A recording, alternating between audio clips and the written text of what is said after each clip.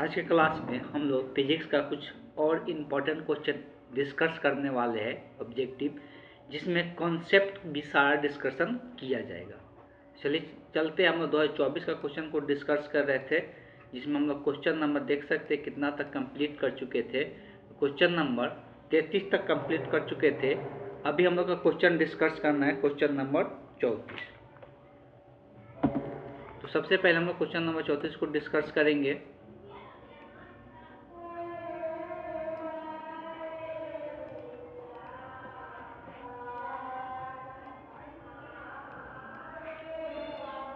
निम्नलिखित में से कौन शैथिल्य प्रदर्शित करता है? सिंपल यही क्वेश्चन पूछा हुआ है। शैथिल्य एक प्रकार का कर्व होता है जो क्या बताता है उसके बारे में थोड़ा सा हम लोग समझेंगे। शैथिल्य एक प्रकार का कर्व होता है जो चुंबकीय क्षेत्र की तीव्रता और चुंबकीय क्षेत्र में संबंध को दर्शाता है। चुंबकीय क्षेत्र की तीव्रता और चुंबकीय क्षेत्र के संबंध को दर्शाता है। इसका मतलब क्या है उसको थोड़ा समझते हैं। शैथिल्य प्रदर्शित, शैथिल्य इसको मतलब हम लोग कैसे इसको ग्राफ द्वारा समझ सकते हैं। ये एक प्रकार का ग्राफ ही होता है। होता क्या है बेसिकली, ये ग्राफ किसके बीच में होता है? तो एक पदार्थ का चुंबकशीलता, चुंबक, और ये है बी जो है यहाँ पे दर्शा रहा है, वो दर्शा रहा है कि बी है जो पदार्थ के नेट चुंबकीय क्षेत्र है। पदार्थ का क्या है? नेट चुंबकीय क्षेत्र है। और एच जो दर्शा रहा है, ये दर्शा रहा है किसी एक चुंबकीय क्षेत्र को क्रिएट किया गया है। एक चुंबकीय क्षेत्र क्रिएट किया गया है, उसके चुंबकीय तीव्रता को दर्शाता है। उसके चुंबकीय तीव्रता को एच दर्शाता है। जब हम लोग बात करते हैं कि अगर हम ऐसा करते हैं, ग्राफ ये दोनों के बीच में जब ड्रॉ करते हैं, थोड़ा सा चीज़ें हम लोग समझेंगे। मान लेते हैं कि अगर एक चुंबकीय क्षेत्र हम उत्पन्न किए हैं, एक यहाँ पे चुंबकीय क्षेत्र एक उत्पन्न किए हैं, जिसकी चुंबकशीलता कितना है? चुंबकशीलता एस से दर्शा रहे। अब किसी एक पदार्थ को इसमें ला कर रखेंगे। क्या करेंगे? किसी एक पदार्थ को ला कर, और कौन सा पदार्थ होता है तो इस बात को ध्यान में रखा जाए कि इसमें जो हम पदार्थ यूज करते हैं वो पदार्थ लौ चुंबकीय होता है। कौन सा पदार्थ होता है? तो पदार्थ लौ चुंबकीय होता है। लौ चुंबकीय पदार्थ होता है। इसमें लौ चुंबकीय 3 प्रकार के पदार्थ पाया जाता है। एक अनुचुंबकीय होता है, प्रतिचुंबकीय होता है और लौ चुंबकीय होता है। तो जब इसमें हम पदार्थ को रखते हैं तो इसमें रखते ही इसमें जितना भी इसमें चुंबकीय क्षेत्र उत्पन्न होने लगता है। कुछ कुछ इस पे क्या हो जाता है, अपना एक चुंबकीय क्षेत्र उत्पन्न होने लगता है। अपना जो चुंबकीय क्षेत्र उत्पन्न होता है उसको हम लोग किससे दर्शाते हैं? बी से दर्शाते हैं। उसको हम लोग किससे दर्शाते हैं? तो पदार्थ का जो चुंबकीय क्षेत्र उत्पन्न होता है उसको हम लोग बी से दर्शाते हैं। तो होता क्या है, जब ये एच का मान में परिवर्तन करते हैं तो इसके बी के मान में भी क्या होता है? परिवर्तन होता है। जब ये एच के मान में परिवर्तन करते हैं तो इसके बी के मान में भी क्या होता है? तो इसको हम लोग बी से दर्शाते हैं, बी के मान में भी परिवर्तन होता है। कि जब ये शून्य होता है, जब एच का मान 0 होता है तो बी का मान भी 0 होता है। लेकिन जैसे ही एच का मान बढ़ाना शुरू करते हैं तो बी का मान भी क्या होता है? बढ़ना शुरू करता है। कुछ ऐसा यहाँ तक जाता है। लेकिन अब एच का मान ऐसा नहीं होगा कि जितना बढ़ाते जाएंगे बी का मान बढ़ते जाएगा। इसमें जितना ऐसा क्यों होता है तो हमको पता है कि इसमें क्या होता है कि इलेक्ट्रॉन का गति चारों तरफ इधर से उधर रहता है, जिसके कारण चुंबकीय क्षेत्र इसका शून्य हो जाता है। लेकिन इसको चुंबकीय क्षेत्र में रखते ही सब पदार्थ में से, मान लो कि अगर एक पदार्थ है जिसमें जितना भी इलेक्ट्रॉन था, कोई इधर गति करेगा, कोई इधर गति करेगा, कोई इधर। लेकिन जैसे इसको चुंबकीय क्षेत्र में रखते हैं तो सभी के सभी क्या होने लगता है? एक ही दिशा में गति करने लगता है। सभी के सभी क्या होता है? एक ही दिशा में गति करने लगता है, जिसके कारण इसमें चुंबकीय क्षेत्र उत्पन्न हो जाता है। लेकिन जब सब इलेक्ट्रॉन एक दिशा में गति करने लगेगा तो अब बी का मान जितना हो बढ़ाते जाए, फिर भी अब यहाँ पर ये फिक्स हो गया, उससे ज़्यादा ये नहीं बढ़ सकता है। तो यहाँ पे ये जाकर रुक जाता है। अब फिर से अगर क्या करते हैं, बी का मान, एच का मान घटाना शुरू करते हैं। क्या करते हैं? एच का मान घटाना शुरू करते हैं। तो ये फिर क्या होता है, इसका चुंबकीय क्षेत्र घटना शुरू होता है।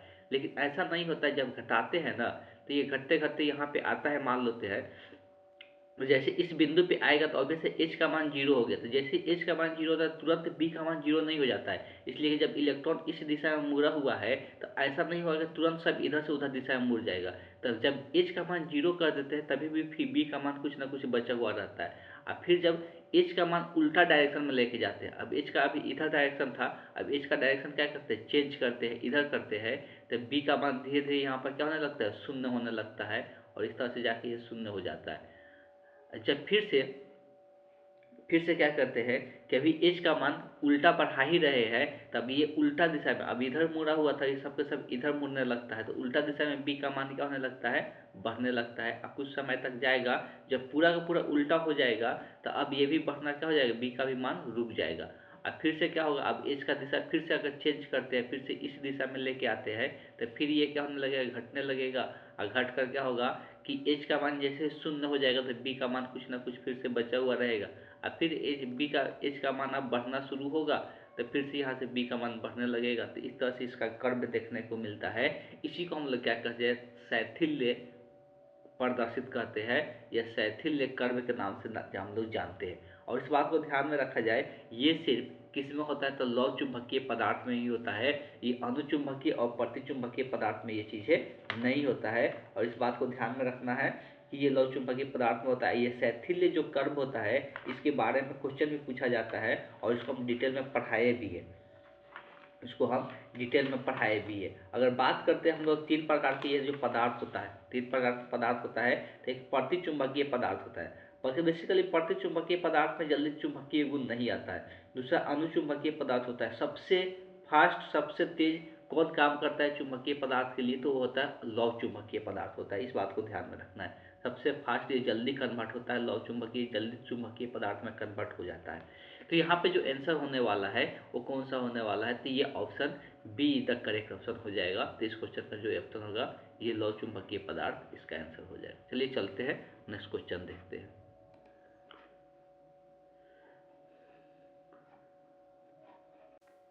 अगला क्वेश्चन है,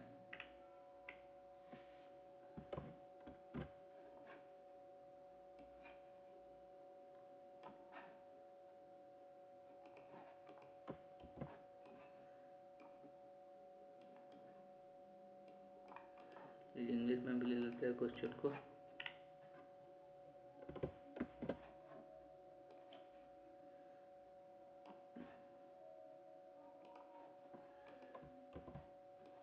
अब यहाँ बात किया जा रहा है, ध्रुव प्रबलता एम अगर दिया हुआ है तो आर दूरी पर चुंबकीय विभव क्या होगा, आर दूरी पर चुंबकीय विभव का मान क्या होगा। अब देखा जाए, पहले सबसे पहले कुछ कॉन्सेप्ट को समझते हैं। हम लोग क्या क्या चीज़ जानते हैं, यहाँ पर चुंबक का बात हो रहा है। अगर कोई आवेश रहता है Q, एक आवेश Q1 रहता है, एक आवेश Q2 रहता है। अगर ये दोनों के बीच की दूरी R होता है, अगर ये दोनों के बीच की दूरी R होता है, तो इस पर लगने वाला जो बल होता है कूलम्ब बल, उसको हम लोग क्या लिखते हैं, 1/4πε0 Q1 Q2/r² होता है। ठीक है, इसी प्रकार से पहले तो यहाँ पर सब चीज़ लिख देते हैं। अगर कोई आवेश Q होता है, तो इससे R दूरी पर दो चीज़ें बताया जाता है। इससे R दूरी पर, यहाँ पर अगर आवेश Q है तो इससे R दूरी पर दो चीज़ें बताया जाता है। एक होता है विद्युत क्षेत्र, और विद्युत क्षेत्र का जो मान होता है, जो विद्युत क्षेत्र का मान होता है उसको लिखते हैं 1/4πε0 Q/r² होता है।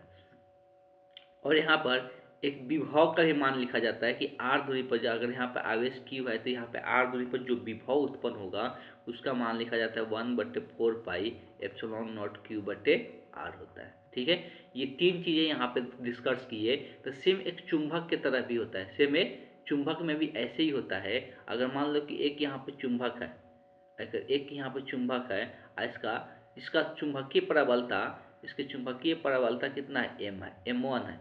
और एक यहाँ दूसरा चुंबक है जिसका चुंबकीय प्रबलता m2 है, और ये दोनों के बीच की दूरी अगर r है, तो ये दोनों के बीच में लगने वाला जो बल होगा उस बल को कैसे लिखा जाता है, तो यहाँ पर जो अचर के रूप में रहता है μ0/4π रहता है। यहाँ पर क्या था 1/4πε0, यहाँ पर μ0/4 होता है, m1 m2/r² होता है। तो सेम इसी प्रकार से ये बल लगता है। अगर एक यहाँ पर चुंबक है, एक यहाँ पर चुंबक है जिसकी चुंबकीय प्रबलता m है, तो इससे r दूरी पर फिर यहाँ पर दो चीज़ें लिखा जाता है। अगर यहाँ पर विद्युत क्षेत्र होता है तो यहाँ पर चुंबकीय क्षेत्र होता है जिसको हम लोग b से दर्शाते हैं। तो इस चुंबकीय क्षेत्र का मान जो लिखा जाता है μ0/4π एम बटे आर स्क्वायर के क्या होते हैं, बराबर होते हैं। उसी प्रकार से यहाँ पर भी विभव होता है, चुंबकीय विभव होता है, तो चुंबकीय विभव का मान क्या लिखा जाएगा, म्यू नॉट बटे 4 पाई एम बटे आर होगा। सेम इसी पैटर्न पे रहेगा, सिर्फ यहाँ पर क्यू की जगह क्या हो जाता है, आर हो जाता है, क्यू की जगह एम हो जाता है, और अचर की जगह 1/4 होता है, तो यहाँ पर क्या होता है, म्यू नॉट बटे 4 पाई होता है। इसका विभव का बात करेंगे तो म्यू नॉट बटे 4 पाई एम बटे क्या हो जाएगा, आर हो जाएगा। तो इस क्वेश्चन का जो ऑप्शन होगा, option A is the correct option हो जाएगा। चलिए चलते हैं, नेक्स्ट क्वेश्चन देखते हैं।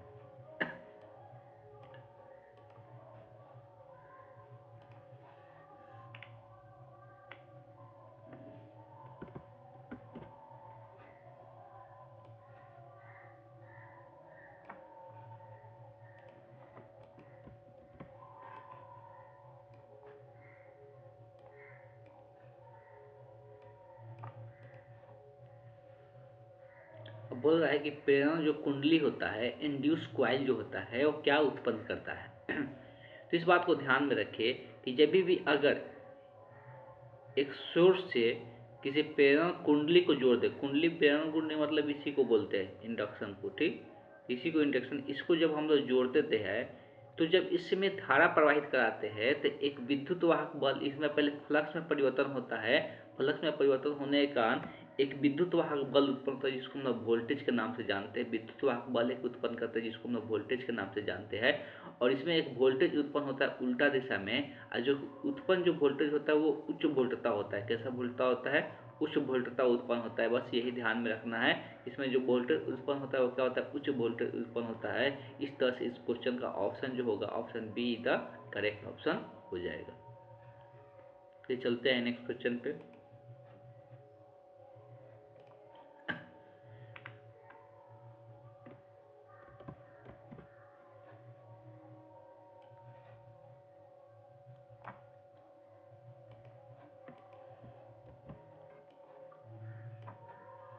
बात हो रहा है चुंबकीय क्षेत्र बी का ऊर्जा घनत्व के बारे में।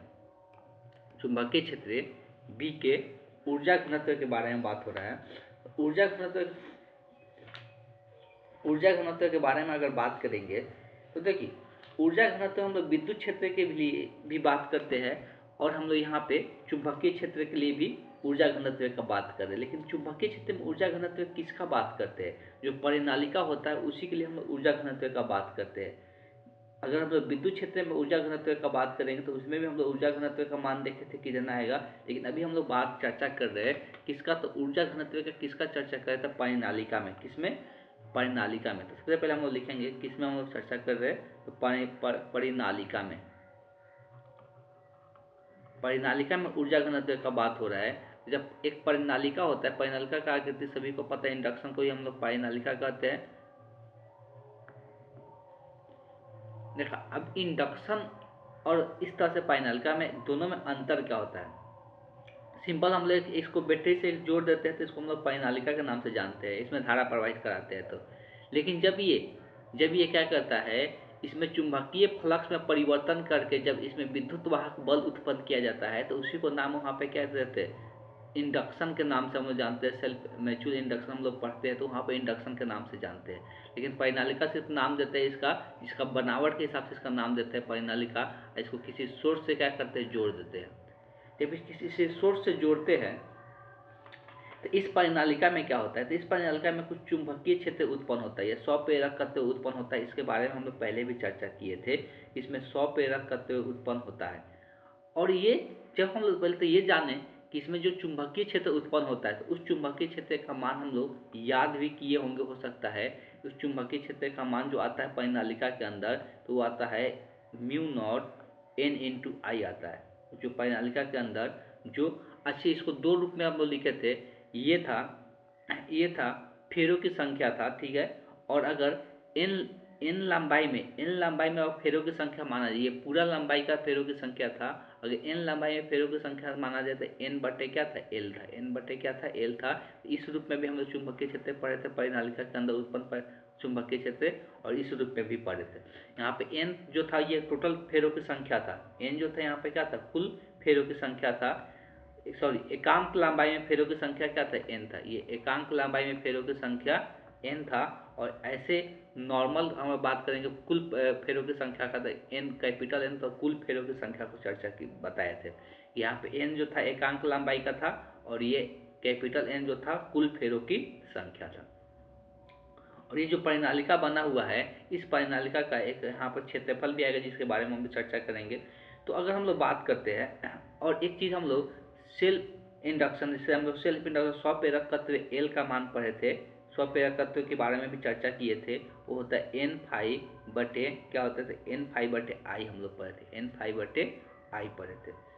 तो अगर b का मान इतना होता है तो यहाँ से फ्लक्स का भी मान लिख सकते हैं, इसलिए b डॉट ए के बराबर होता है। फ्लक्स क्या होता है, b डॉट ए के बराबर होता है। तो यहाँ से b डॉट ए के यहाँ से अगर लिख देते हैं तो n के जगह b a बटे क्या हो जाएगा, i हो जाएगा। अब यहाँ से जब b का मान रखते हैं तो l का मान क्या निकल के आता है, तो l का मान निकल के आता है, डायरेक्ट लिखते हैं mu naught n square a बटे l आता है, यही l का मान आता है। अब इसी l में हम लोग पढ़ते हैं कि इसमें जो ऊर्जा होता है, इसमें जो परिनालिका का ऊर्जा होता है, तो उस ऊर्जा को U से दिखाते हैं। और ऊर्जा का जो फार्मूला होता है हाफ एल आई स्क्वायर होता है। क्या होता है, हाफ एल आई स्क्वायर होता है। जब उसी का मान हम यहाँ पे रखते हैं, जब यहाँ पे एल का मान रखते हैं तो ये निकल के आता है 1/2 बी स्क्वायर ए एल बटे म्यू नॉट। ये एल लंबाई को दर्शा रहा है, ठीक। तो यही यू का मान निकल के आता है, ऊर्जा का मान निकल के आता है।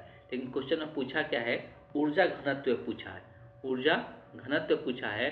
ऊर्जा घनत्व को हम लोग म्यू से दर्शाते हैं, यू से दर्शाते हैं। यहाँ पर U बराबर लिखते हैं। ऊर्जा घनत्व कैसे निकलता है, जो ऊर्जा होता है उसके अगर आयतन से क्या कर दे, भाग कर दे, आयतन से क्या कर दे, भाग कर दे, तो हम लोग को ऊर्जा घनत्व पूरा यहाँ पर डिटेल में नहीं समझा रहे, यहाँ पर पूरा एक्सप्लेन नहीं करेंगे। यहाँ पर ऊर्जा घनत्व निकल, जब यहाँ पे U का मान रखते हैं और V का मान क्या लिखते हैं, क्षेत्रफल इनटू लंबाई लिखते हैं।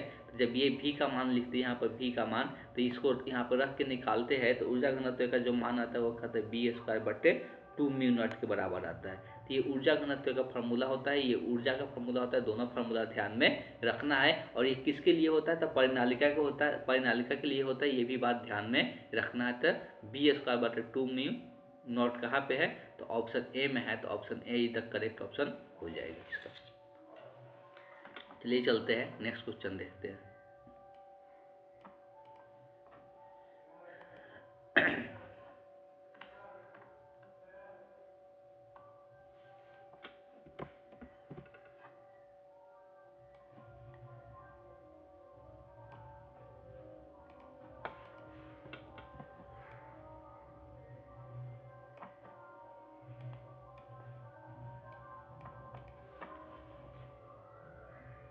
तप्त तार एमीटर है। तप्त तार एमीटर क्या काम करता है बस पूछा है, बस इसको याद रखना है। तप्त तार जो एमीटर होता है वो मूल औसत वर्ग मान को मापता है। किसको मापता है, तो ये सिंपल ध्यान में रखना है, मूल औसत वर्ग माप को ये मापने का काम करता है तप्त तार एमीटर, जिसको इंग्लिश में हम लोग कहते हैं हर्ट वायर एमीटर। ये एमीटर जो है ये मतलब क्या मापेगा, ये हमेशा ही धारा को ही मापेगा। लेकिन किसके धारा को मापता है ये, तो स्पेसिफिक ये रूट मीन स्क्वायर वैल्यू को मापता है। ये रूट मीन स्क्वायर वैल्यू को मापता है, बस इतना ध्यान में रखना है। चलिए चलते हैं, नेक्स्ट क्वेश्चन देखते हैं।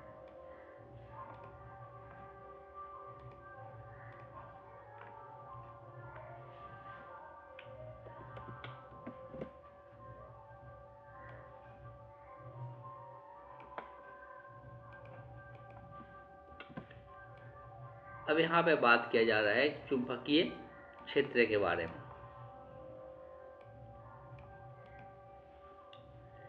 देखा जाए, अगर कोई सतह है, अगर चलिए सतह ड्रॉ कर लेते समझाने के लिए।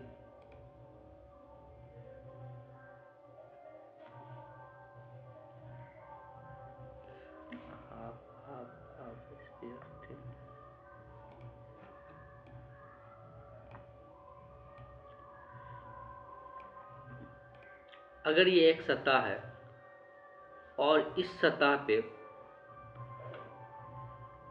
मान लेते हैं कि यहाँ पे इस सतह पे यहाँ का छोटा सा एरिया लेते हैं, इस पार्ट को, इस एरिया को कितना से दिखा रहे हैं, ds से दर्शा रहे। किससे दर्शा रहे, ds से दर्शा रहे।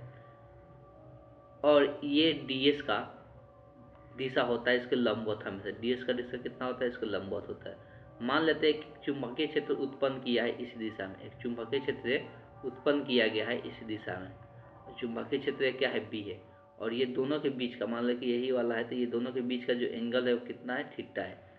तो इससे इससे होकर जाने वाले जो फ्लक्स का मान होता है, चुंबकीय फ्लक्स जिसको बोलते हैं, चुंबकीय फ्लक्स का मान होता है, उस चुंबकीय फ्लक्स को हम लोग दर्शाते हैं फाई से, और इसका जो मान होता है वो होता है इंटीग्रेशन या बी डॉट डी एस होता है। क्या होता है, बी डॉट डी एस होता है। तो जो फ्लक्स का मान होता है वो बी डॉट डी एस होता है। अब बी डॉट डी एस का मतलब होता है कि B d s cos theta. क्या होता है, B d s cos theta होता है। क्या होता है, अब यहाँ पर सबके सब थीटा में दिया हुआ है, लेकिन यहाँ पर अगर देखा जाए तो B dot d s cos theta होता है, तो इस तरह से ऑप्शन ए सही हो जाना चाहिए था। लेकिन इसमें एक चीज़ बोल दिया है, जो सदिश का दिशा है, जो क्षेत्रफल का दिशा है, वो चुंबकीय क्षेत्र का दिशा एक दूसरे के लंबवत है।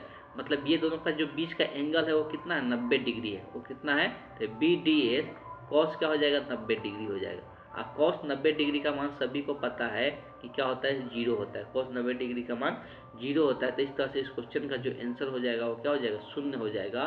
तो option D is the correct हो जाएगा इस क्वेश्चन का आंसर। ठीक है, चलिए चलते हैं नेक्स्ट क्वेश्चन पे।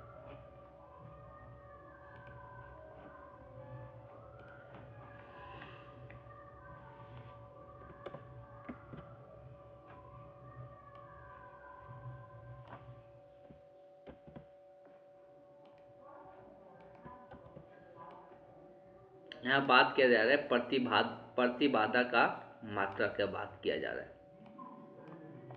प्रतिबाधा हम लोग कौन सा चैप्टर में पढ़ते हैं, सबसे पहले तो ये ध्यान में होना चाहिए।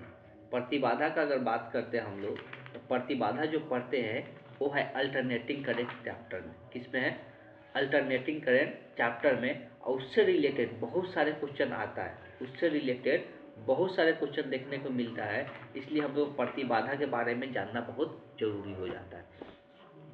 बेसिकली होता क्या है, जब हम लोग एल आर सी सर्किट पढ़ते हैं, कौन सा सर्किट पढ़ते हैं, तो एल आर सी सर्किट, इसमें तीनों हो सकता है या एक हो सकता है, तो उसी को हम लोग एल आर सी सर्किट कहते हैं। एल आर सी याद रखना है, क्या, एल आर सी। एल का मतलब हो गया प्रेरकत्व रहेगा, आर का मतलब हो गया प्रतिरोध, सी का मतलब होता है संधारित्र। तीन प्रकार के सर्किट हम लोग को देखने को मिलता है। अगर यहाँ पर चर्चा कर लेते हैं सब एक एक कर करके। अगर केवल क्या रहता है, केवल आर सर्किट रहता है, क्या रहता है, केवल प्रतिरोध रहता है। क्या रहता है, केवल प्रतिरोध रहता है।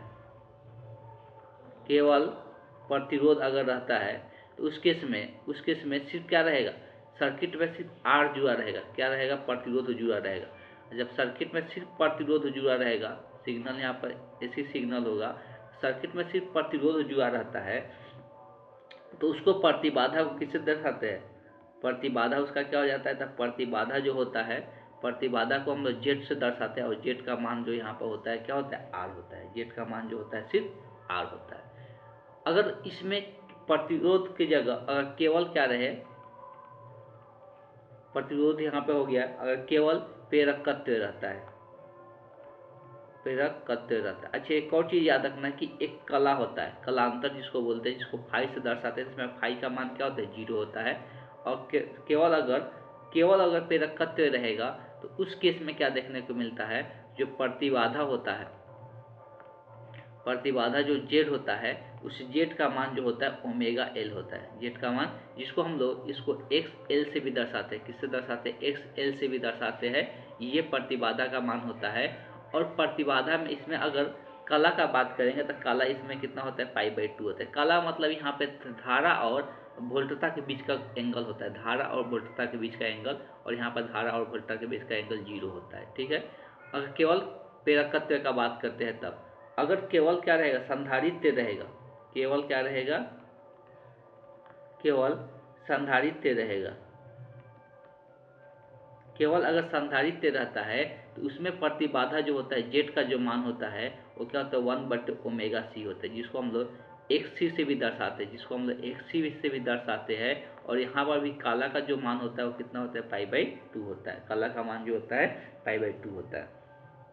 अब बात करते हैं तो एल आर परिपथ रहेगा। अगर एल आर मतलब ये दोनों जुड़ा रहेगा, एल और आर दोनों रहता है, तो उस केस में जो जेड का मान होता है, जेड का मान होता है, प्रतिबाधा का मान होता है, वो होता है root under R square plus omega square L square. इसको ऐसे भी लिखा जाता है आर स्क्वायर, ओमेगा और एल को हम अभी बोले कि इसको एक्सेल भी बोला जाता है, तो एक्सेल का स्क्वायर भी लिखा जाता है। ठीक, और इस केस में अगर काला का बात करेंगे तो इसमें भी काला का कुछ मान होता है, तो इसमें काला का मान अभी लिख नहीं रहे, कोई ज़रूरत इसका नहीं है। अगर बात करते हैं आरसी सर्किट में, आरसी सर्किट में बात करेंगे तो इसमें जो जेड का मान होता है वो होता है आर स्क्वायर प्लस 1 बटे omega square C square, omega square C square. इसको ऐसे भी लिख सकते हैं आर स्क्वायर प्लस एक्सी के square, R square plus X C के स्क्वायर। अब रह गया एक और होता है एलसी सर्किट। क्या होता है?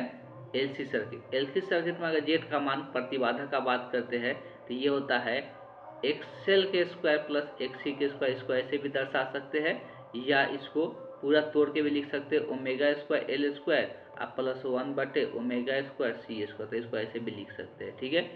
अब एक रहता है आर एल सी सर्किट। क्या रहता है?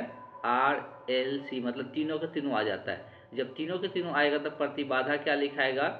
आर के स्क्वायर प्लस एक्सएल के स्क्वायर प्लस एक्सी के स्क्वायर। अब तीनों का मान यहाँ पे रख देंगे, तो यहाँ पर आर का स्क्वायर एक्सएल के मान कितना होता है? ओमेगा स्क्वायर एल स्क्वायर होता है प्लस 1 बटे ओमेगा स्क्वायर सी स्क्वायर हो जाएगा। तो ये प्रतिबाधा का मान निकल के आता है।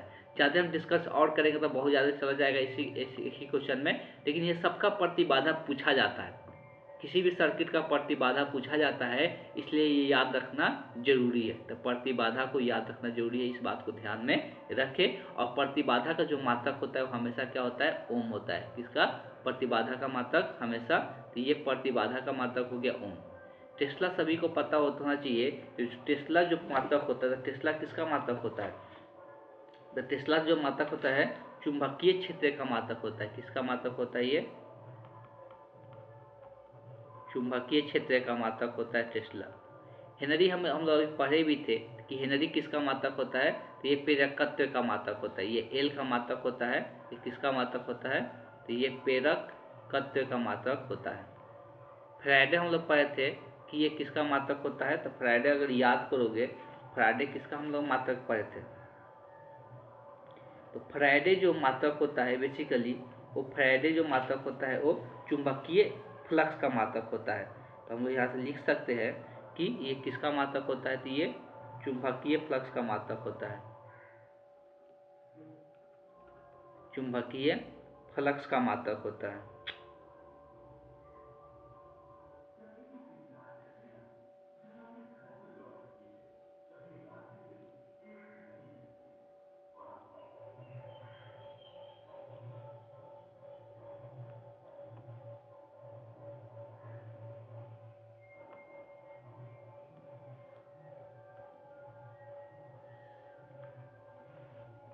सब लिखा हुआ बर्बाद हो गया थोड़ा सा इस कारण से। ठीक है, कोई बात नहीं है, हम लोग पढ़ ही चुके थे इसको, फिर से एक बार दिखा देते हैं। तो इसको ये चुंबकीय फ्लक्स का मात्रक होता है ये। तो प्रतिबाधा का मात्रक हमेशा याद रखना है, क्या होता है? ओम होता है। तो ये क्वेश्चन को यहाँ पे आप लोग हो सकता है बोर्ड पीडीएफ में नहीं दिखाई दे, लेकिन ध्यान में रखना है इसका मात्रक जो होता है ओम होता है। इसके बारे में बहुत सारी चीज़ें लिखवाए थे उस वीडियो में, अगर आप लोग स्क्रीनशॉट लेकर रख लीजिएगा। ठीक है, चलिए चलते हैं नेक्स्ट क्वेश्चन पे। चलो यहाँ पर अगला 41 नंबर क्वेश्चन से ऐसा करते हैं कि इसको हम लोग नेक्स्ट क्लास से शुरू करेंगे। तो आज की क्लास को हम लोग यहीं पर एंड कर देंगे। ठीक है, तो आज क्लास को हम यहीं पर एंड करते हैं। नेक्स्ट क्लास में हम लोग आगे का क्वेश्चन डिस्कस करेंगे।